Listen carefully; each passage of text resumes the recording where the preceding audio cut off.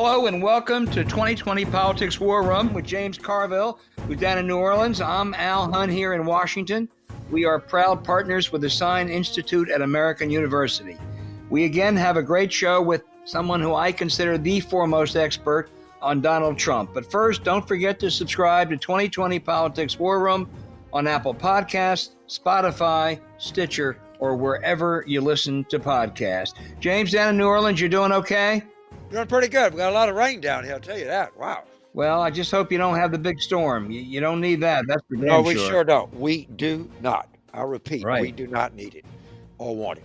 James, I was fortunate, I really mean that, for 6 years to work with Tim O'Brien at Bloomberg. He was the publisher of the editorial page at Bloomberg. It was a great hire when it was made in 2013, I believe. He'd been a star reporter and editor for the New York Times, was a path-breaking investigations editor for Huffington Post. But it became even more golden a few years later as Tim had written a terrific book about Donald Trump years earlier. He then trounced Trump when the Donald sued him and went to court.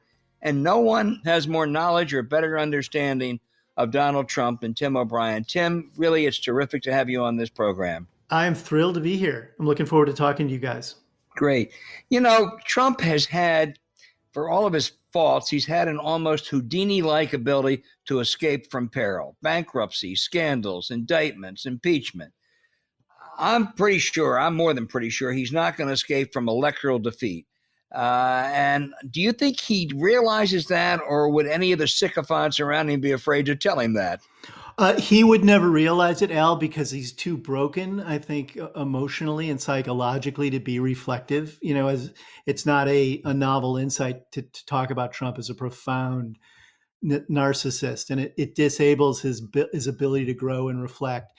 And he's always surrounded himself with yes people. So he's never really brooked anyone challenging his way of thinking. I think what's really different about this moment, if you think back about these stages of Trump's life, he's certainly the most successful con man of the modern era, but he's also one of the luckiest people who's ever lived, because he had this first ring of fire surrounding him when he was born into a wealthy family that protected him from the consequences of his own mistakes. You know, the rest of us make mistakes throughout our life. We try to learn from them and we grow, but he's never had to do that because he's always been insulated from reality. His father's wealth insulated him from his educational failures and then from his business failures.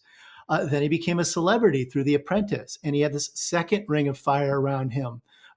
Famously, which he recognized in the Access Hollywood video, when you're a star, they let you do it. And then he gets into the White House and he has this third ring of fire, the presidency, which insulates him legally from the consequences of amoral and unlawful behavior that other people would be checked on. And he's going to turn this month 74 years old, and he's essentially a 7-year-old grown old. I think what's happened in the moment we're in now is that the coronavirus pandemic and the Black Lives Matters protests surrounding George Floyd's arrest and death have really stripped him naked in front of a global audience and shown how inept he is. And all of these things that insulated him in the past, I think he's going to have a hard time engineering those to insulate him in the present. Tim, he's like a cornered animal now who always lashes out. When you think about it and you know him, what do you believe or what do you fear he might do in the next couple of months? I've always been afraid, Al, of what he would do with the military. He's never bothered to become a student of the machinery of government or public policy making. He lacks the intellectual curiosity and the discipline to do that. I think he quickly discovered when he got into the presidency, the most latitude for a president were around issues of foreign policy. And you started seeing him, do all of this dangerous and inane courting with Kim in North Korea and Putin in Russia. And I worried then that he would use a military strike in Iran or North Korea or elsewhere to promote or protect himself. I think we've now discovered in just the last 2 weeks, he's actually willing to consider sending American troops into the streets to quell a legitimate protest. And I am worried that he will default to that again in the coming months if the odds stack up against him. And I'm also worried that if the 2020 presidential election is close, Trump is going to contest the results and try to find some reason not to leave the White House like an adult and peacefully. Well, I think that's an absolute certainty, and that's the reason that it has to be a decisive victory. You wrote the other day, everything you write about Trump, I devour, because it's also good. You wrote the other day that you could imagine if Trump does have to leave, that he's going to attempt to buy a media company to compete with Fox. He'll tour stadiums. He'll offer the faithful another Elmer Gantry-like revival, and he's going to remain a force in American politics, darkening the national dialogue. Is that the way you see him? Yeah, he's an attention addict. For as much of a bully as he is, and for as flagrant as he is, he's deeply insecure, and that's one of the reasons he loves crowds. It's one of the reasons he loves being center stage. He is an attention addict, and that's why he has a love-hate relationship with the media. He will immediately, on one hand, blast reporters for being critical of him, but he can't do without their attention. And I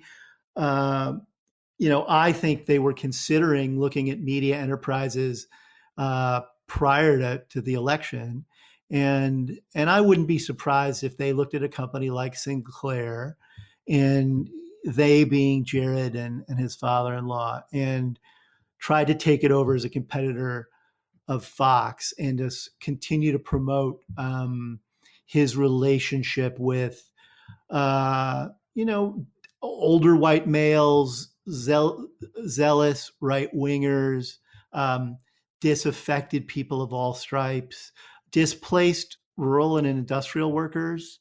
And he thrives on that. And I think that speech he gave in front of St. John's Church, using the Bible as a prop, was as much about solidifying his relationship to his base as anything else. So, Tim, if the election were held today, he would be humiliated, right? I mean, he just would. Yep. There's no doubt about that. And the three things can happen. It stays where it is. He gets really beaten bad. It gets better for him, or it could even get worse. So let's assume he gets wiped out. Double-digit popular vote margin, 56 Democratic senators, 15 new Democratic House members, state legislature. The Republican Party basically is a wipeout.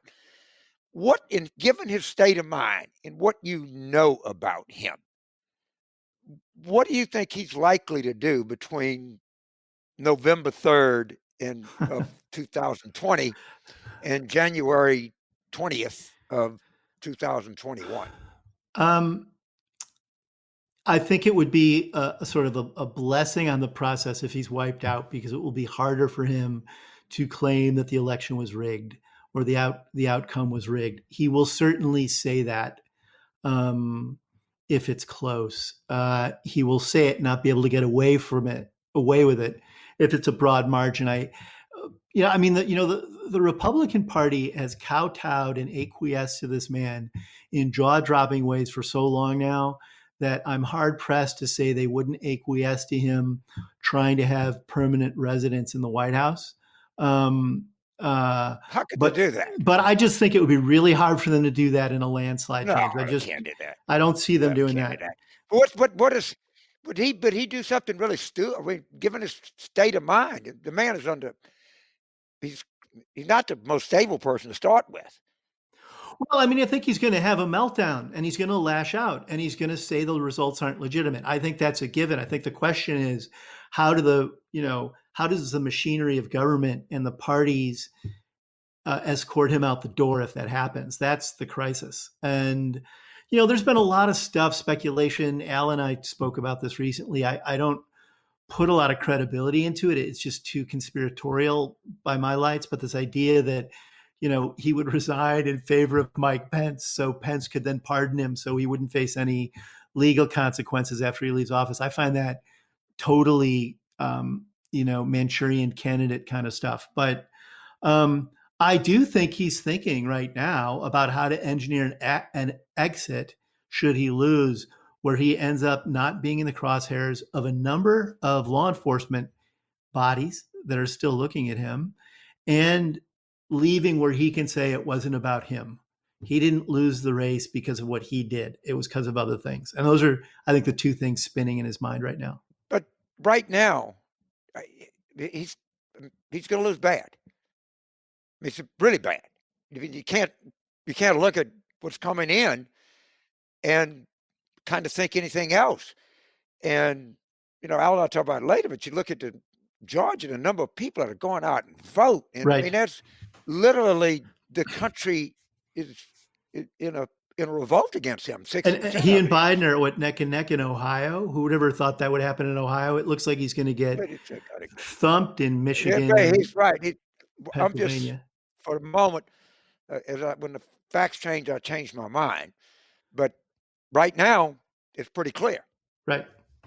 But that's right. I mean, here's the thing, though. It's still, it's 5 months away. I think that there's still some wild card stuff around Joe Biden that we'll have to see how that plays out when he gets back into a more visible campaign mode. The Trump people are going to go at him hard. But look, the voters saved us in the 2018 midterms, and the voters made their preferences known in the primaries. They are being very practical. They're coming out in force, particularly, as you note, voters of color. And I think that weighs very heavily against him. Is he about what you expected, or worse than what you expected? So I'll answer that twice. I never thought he'd get elected president. I thought he would be the nominee, and I went on the record saying there's no way this guy's going to get elected. So I am not a bulletproof forecaster here. That makes three of us. Yeah. Having said that, there is nothing he's done that surprises me.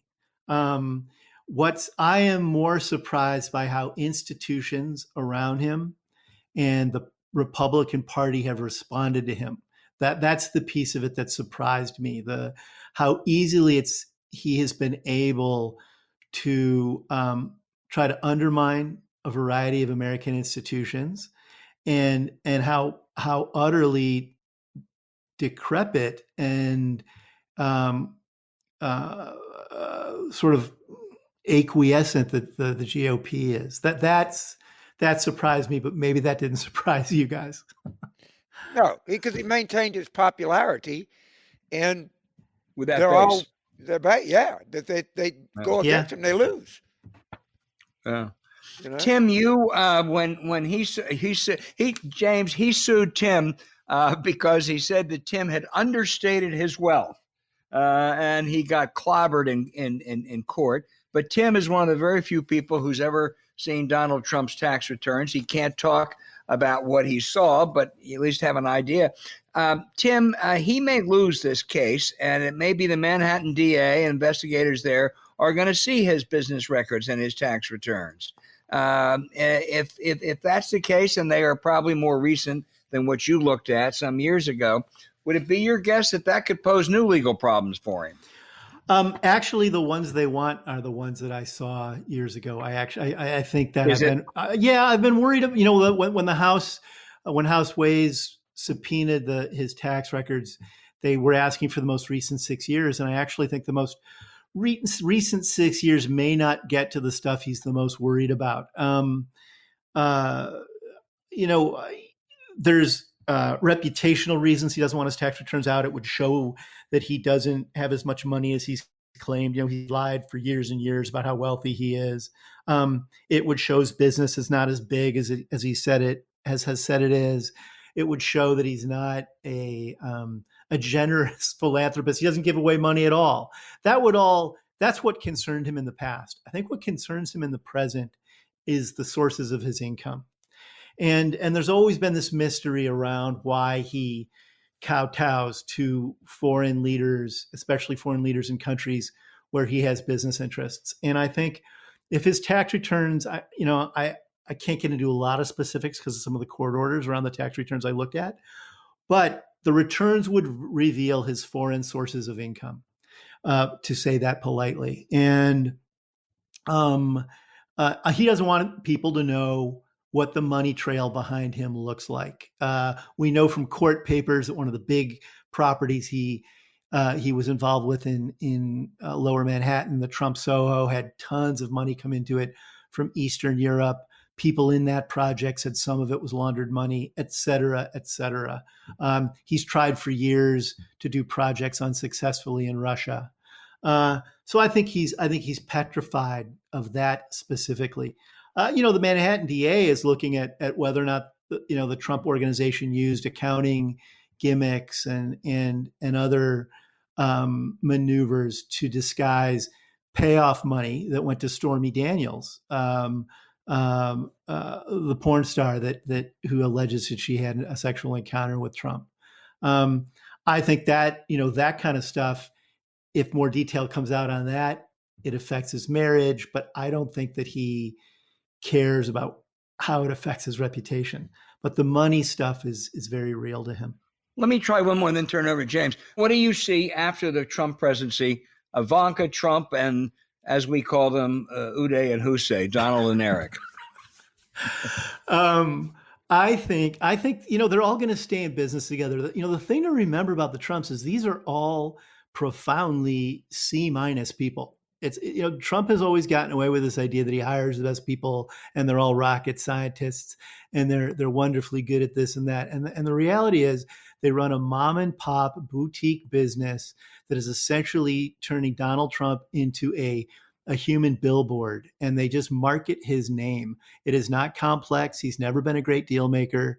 And the children, Don Jr. had a very troubled relationship with his father. He left home after college, moved out to Colorado, didn't talk to his dad for a couple of years. But the kids have all come back to him as a source of gravity in their lives. And they will all stay in business together. I would highly recommend, if you've never seen it, to watch a tape of Howard Stern asking Don Jr., Ivanka, and Donald, the paterfamilias, to try to multiply 16 times 7 live on camera, and none of them can do it, including the president. They are not good at math, but they'll market him. And the most obvious way for them to do that, I would think, is in a media company. And I think Jared, used to run the New York Observer. He fashions himself a media titan.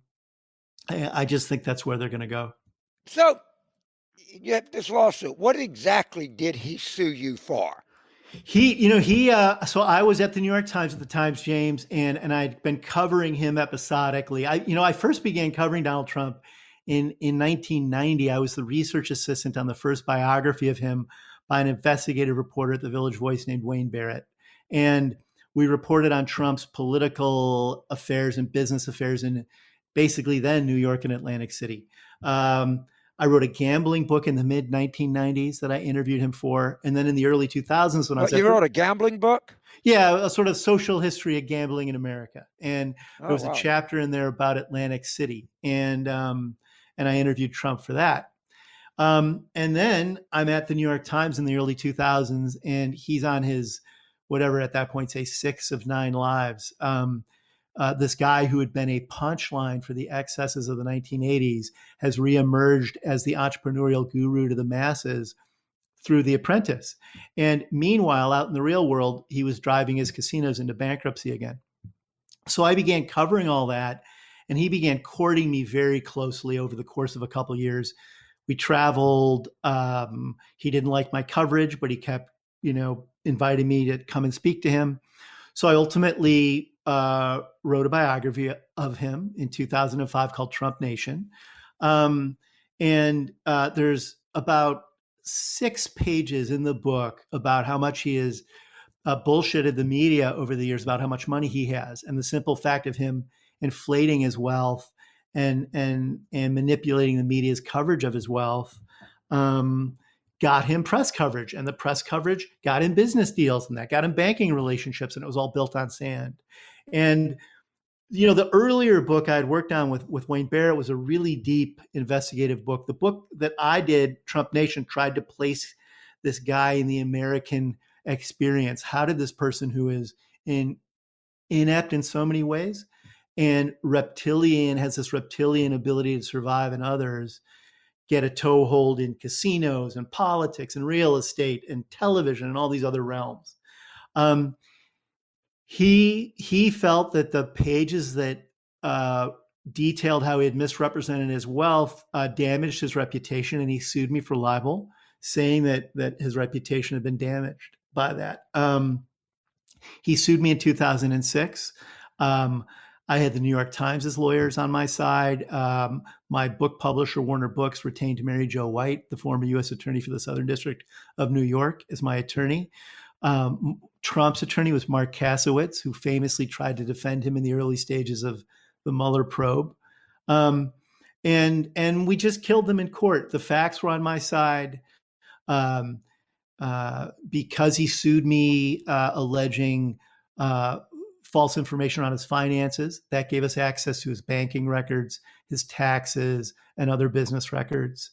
We deposed him for 2 days in 2007, 2 8-hour depositions. He tried to get those sealed, and our attorneys essentially attached them to a motion to dismiss the case towards the end of the litigation. And Trump's lawyers freaked out. They didn't want the deposition to become public. The judge said, well, the depositions reveal Mr. Trump for who he is. The public should know. And that became a public record. And the deposition alone is sort of a Rosetta Stone of understanding who Trump is. James, I read part of that deposition, maybe all of it. And Tim, I think I remember this right. At one point, Mary Jo White asked him how much he thought he was worth. And the answer basically was, it depends on how I feel. That's exactly right, Al. He said, my mood, the day of the week, how things are going. At another point, they were asking him to account for these phantom profits he was claiming in his golf course business. And they asked him if he kept a ledger of his finances for the golf course. And he said, no. And they said, well, then how do you keep track of these things? And he said, mental projections. And I always loved that one. I think he leads his whole life by using mental projections to get by. You don't have to be very smart to have a very good lawyer. When somebody comes, I used to be a lawyer, not very good one, for a very short period of time. But if somebody wants something and says, hey, James, let's sue this guy. And I said, just so you know, if you sue this guy, he can sue you back. Or anything once in a civil case, you don't have a right to remain silent. You get anything you want. And knowing everything he knew, it was really stupid to sue you, I think. Well, that's the key observation there, James, is stupid. And I'm not being facile here. We cannot dismiss the extent to which Donald Trump is not a bright man. On the other hand, he is a street smart survivor. And we're in an era where, I was fortunate. I was at the New York Times. I had a book publisher with resources. They were willing to get me legal counsel. There's been a real chilling effect in the media around people with deep pockets being able to kill stories or kill book projects simply by the threat of litigation. And, I'm not the first person he has threatened to sue. I'm one of the few he actually went through and actually did sue me. But he learned this at the feet of Roy Cohn, weaponizing the legal system against your business partners, your perceived enemies, the media, in order to get what you want. Okay, but Tim, wait, I don't interrupt you. I understand threatening to sue people. I understand sending people letters. Up to a point, I understand filing a suit. But didn't the lawyers tell him when the thing went, hey, they're going to have discovery, and these are publishers' lawyers, New York Times lawyers, these are some of the best lawyers in the city. Why do you keep going through with this? Well, first, he's alienated prior, to going to the White House. He had alienated most, well-regarded law firms because he didn't pay his bills. And I think some of the lawyers who have connected to him through the years have been willing to give him bad advice because they can cash the check and because their name gets in the newspaper just as readily as he does. And so they get what they consider reputational lift from doing it. So, the other thing is he doesn't listen to anyone's advice anyway, James. The only people in the White House that Donald Trump authentically listens to is Javanka, Jared and Ivanka. Everyone else, including everyone in his cabinet, falls far down the ladder because he is so self-deluded. He believes he has natural instincts that make him an expert in almost any field. So he doesn't take advice. It doesn't matter what you say to him. Well, he's pretty stupid. Did he have good lawyers, or he'd run out of good ones by the time he sued you? I think the lawyer, when he started with me, his lawyer was a very scrappy and well-known New York lawyer, as I mentioned, Mark Kasowitz. But I don't know that Mark Kasowitz had much experience with libel lawsuits, and they picked the wrong venue for the lawsuit. They exposed their client to the wrong things. Trump still says to this day, "I'm glad I sued Tim O'Brien. I cost him a lot of money." It didn't cost me a cent, and my book publisher had insurance that covered their litigation costs. It did cost Trump several $1 million. Tim, this has been fabulous. Let me ask you one more question. You spent a long time with him over the years, and you alluded to that scene at St. John's Church last week. Did you know what a devout disciple of the Bible he was, Tim? Donald Trump doesn't read books, and much less the Bible. And we know from his actions that he's certainly not a Christian. His father was a devotee of Norman Vincent Peale. He goes to a quote unquote church now in Florida that promotes the prosperity gospel. If you get rich in life, you'll be saved in heaven. Which I think is not what Jesus said. He has no interest in the Bible as anything other than a stage prop he can use to court his evangelical base. Well, I would, Tim O'Brien's the best. And Tim, you have referred to this. If anyone out there has not watched Sarah Cooper on Donald Trump, this will be a treat. Other than reading Tim O'Brien, it's one of the great things you can do to learn about Donald Trump. She's a fantastic imitator using Trump's own voice. Yeah. But Tim, let me promise you one thing. He's going to get beat bad. Really bad. I'm so humbled by the fact that I was wrong in 2016, but I think all the numbers point to that, James. And when you look in these swing states, I think he's losing Arizona, North Carolina, Michigan, Pennsylvania. He can't compete. Right. And to me, those states collectively spell the death knell. But again, I was wrong in 2016. PTSD. The whole Democratic Party is totally traumatized, or the whole anti-Trump part of the United States, because there's a lot more against Trump than just the Democratic Party. Let me promise you. Well, I think you see that in the coalition of people that support Biden. It's a broad coalition of outraged Americans who have good reason to be outraged. We got 4-star generals and 18-year-old African-American teenagers in Chicago in the same coalition. And white suburban women. And right? Neocons. And it won't hold after November, but we just got to hold it together till then.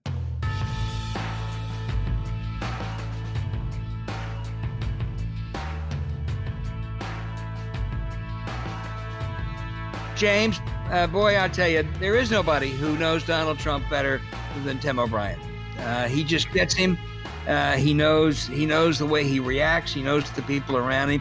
I mean, some of the remarks which aren't as Tim said, he's just not very bright. He's shrewd. He's savvy. He's like a poorhouse rat, but he's not very bright. And ultimately, I think that catches up to you. No, he is not that bright. A little bit of politics. There were a few primaries on Tuesday, not of great import, with the exception of Georgia. Two things down there, and you've been much more optimistic about the Georgia Senate seats than I've been. But in one of those Senate seats against incumbent David Perdue, the Democrats were forced into a runoff. Now, it's not always bad, but usually runoffs aren't helpful. The front runner, John Ossoff, didn't quite get 50%. But I think the bigger story down there was it was a voting nightmare. Long lines, machines broke down, particularly in the African American communities. This is a pattern in that state with the governor and now the Republican Secretary of State. And I think it is a warning shot for what could happen in November. Yeah, I have a lot of friends in Georgia, obviously.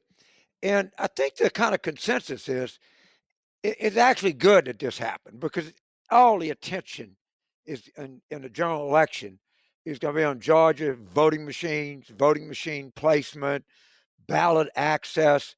I mean, the anecdotal evidence I was getting, at least on NPR, people were saying, I waited 5 hours to vote. Then I went out to Alpharetta and there was nobody in line. I went to Buckhead and it was, and the Democrats in Georgia, probably, I think that everybody thinks they're going to win the state house. They're going to win the house in the state house. So the Republicans have a lot at stake there. But, you can get away with a lot more when no one is watching. Everybody is going to be watching. They're going to be teams of journalists and down there scouring everything. The Congress is going to have hearings. I mean, they're going to get a lot of attention in this thing. And I think that's a good thing. I actually think what happened yesterday, and of course, the only thing it's going to do, and these people waited. I want to see what the total vote is, but I bet you it's pretty high. And there's a site called Georgia Votes, and it's pretty, you just Google www.georgiavotes.com or whatever. And they got all these statistics. But Georgia is now moved itself into center spot for November 2020. And I think that's a good thing. Does that make sense to you? Yeah, it does. I think that is a good thing. I think another factor here, though, is whatever further stimulus, rescue, whatever bill we call it, there is going to be money, or there should be money for the states to facilitate the voting problems they're all going to confront in November. Now, I don't know if Georgia got that money, if they would spend it well or not. Some states would. And the Republicans know that's necessary, and most of them do in the Senate. And the only way it's going to be blocked is if Donald Trump says, I won't sign any bill that has any election money in it or money for the post office. Our friend Fred Wertheimer has been front and center on this, and the Republicans capitulate. It's important to get more money to the states who are broke right now with this pandemic crisis to help, whether it's machines or whether it's mail-in voting, because they don't have the resources right now. So that's a really big issue in the next month. If I were Trump, I wouldn't give him the resources. Right. Well, I think you're right, except in some places, James, as you know, mail-in votes are not an automatic for Democrats. No, I think it'll help them more this year than usual, but in some, there are probably a couple of Republicans up there who say, hey, I want it too. Right. But if he vetoes it, I mean, I look, I don't know, but I just know the amount of attention that is going to be paid to voting, the voting process, how people vote. If people knew about it before, but that wasn't front and center in their minds. This is as much as COVID or anything else, any of the other crises we face with, because the answer to this crisis is people voting, and people understand that. I give you an example. Digest everything through the LSU football team, but the leadership counts. Right? There's like 4 players that the coach appoints, and they can, go in and request a meeting and whatever. What they came in and asked for was buses to take students downtown to register to vote. I mean, that's how ingrained voting is, and particularly in these communities of color, African American communities. I mean, people want to vote. Yeah. And if they think they're seeing people in the street now, you stop people from voting, and there'll be more people in the street than you got now. I think I read that Georgia Tech requested that all athletic activities at universities be suspended on election day so people can vote. I don't think that would have happened 5-10 years ago. But you see those people in Georgia, 5 hours they're waiting in line. And Stacey Abrams is very effective. And, she's going to be point person on this. I mean, they stole it from her. And Georgia's front and center. This is now moved into going to be the most covered state in the 2020 cycle. I thought it was going to be North Carolina before, but now it's going to be Georgia. Well, I think Florida may be in a tie given their history, but you're right. Georgia is certainly front and center. James, one more thing. George Floyd was murdered 17 days ago in Minneapolis. That's only the latest in a litany of these racial tragedies, too many of them involving police officers. Usually the pattern is there's protests for a week or so, talk about big change, and nothing happens.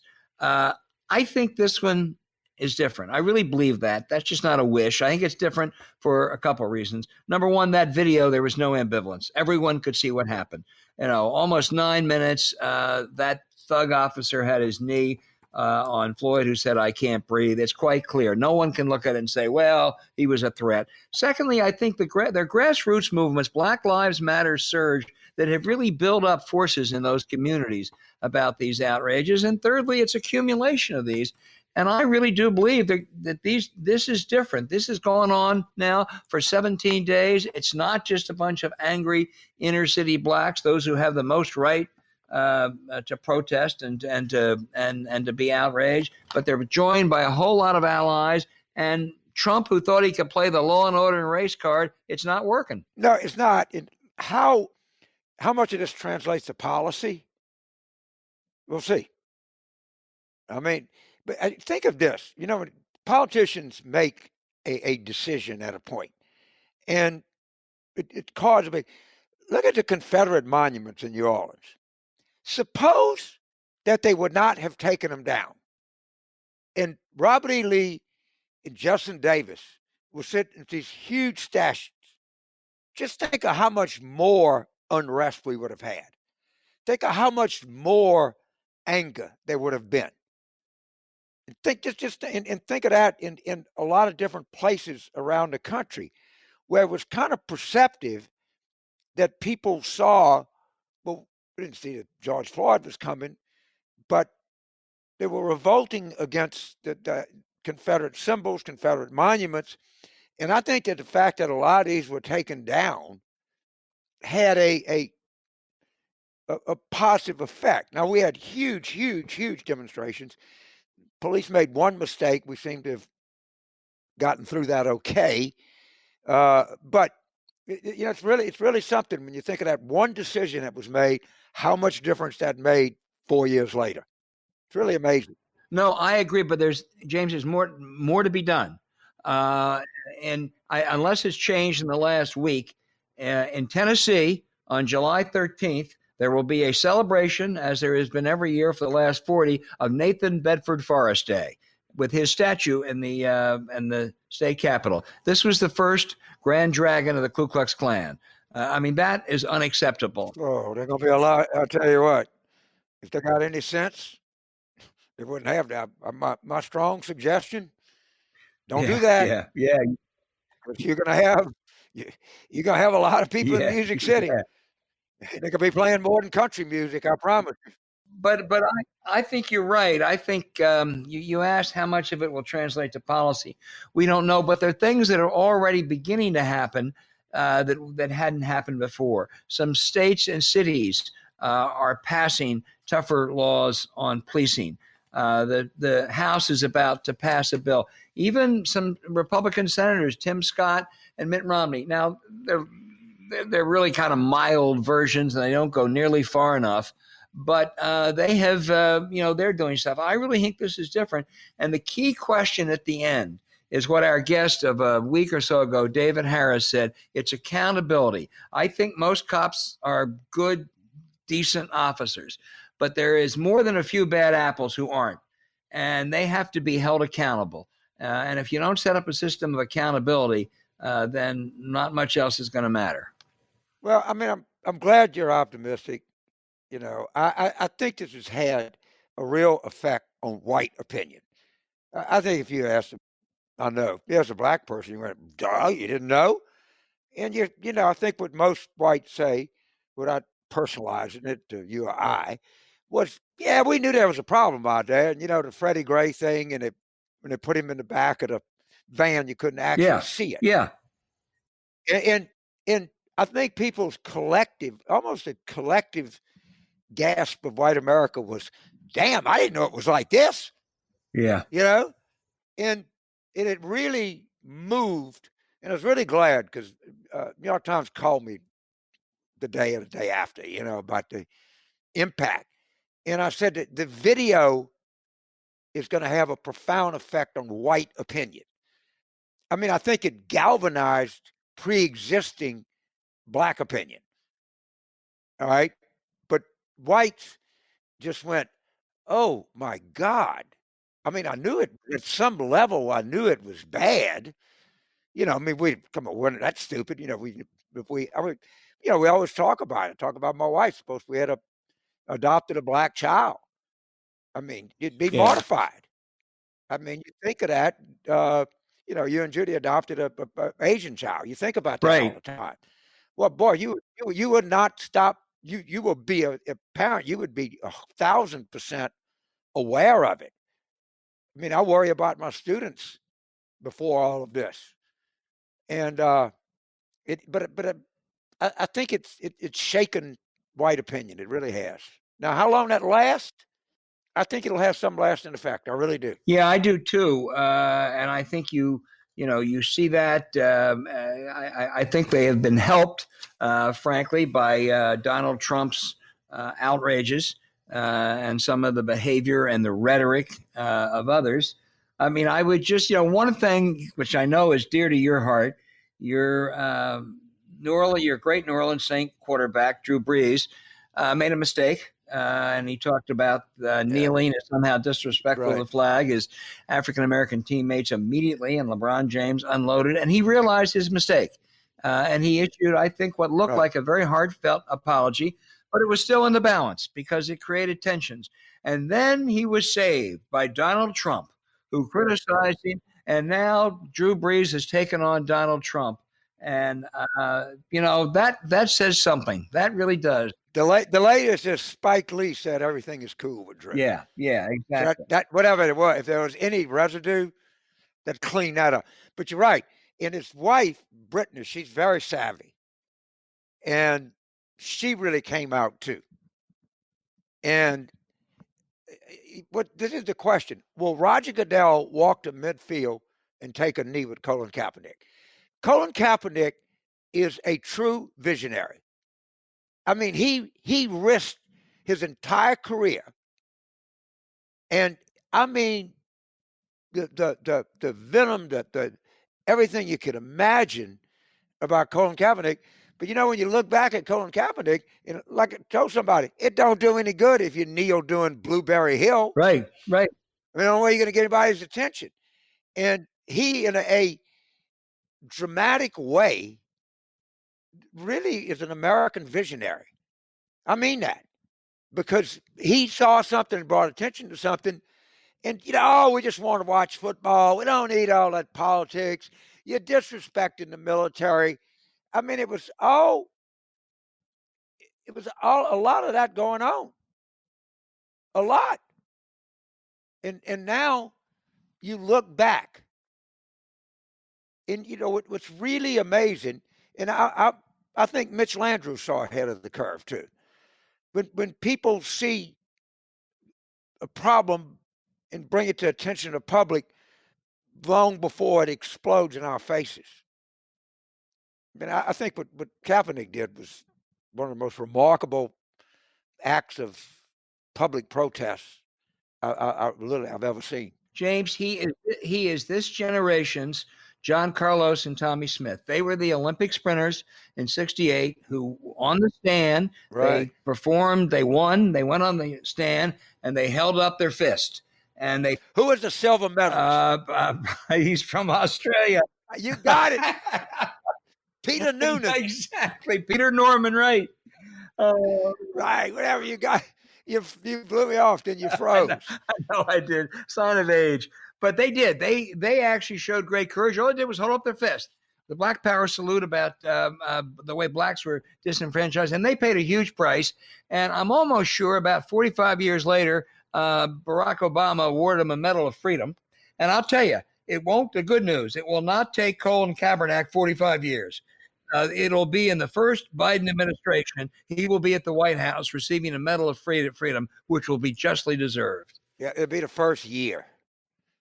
Okay, I mean, and you just think of how everybody went nuts. I mean, the sports leagues, to everything. It's just an amazing story. Yeah. Really is. And then the Nike ad. I mean, Colin Kaepernick is a global brand. You now have a number of white quarterbacks and white players who are saying he deserves to be in our league. That wasn't the case 3 or 4 years ago. And these players, if you're playing Dallas Cowboys, you don't want to be thought of as, a corporate guy.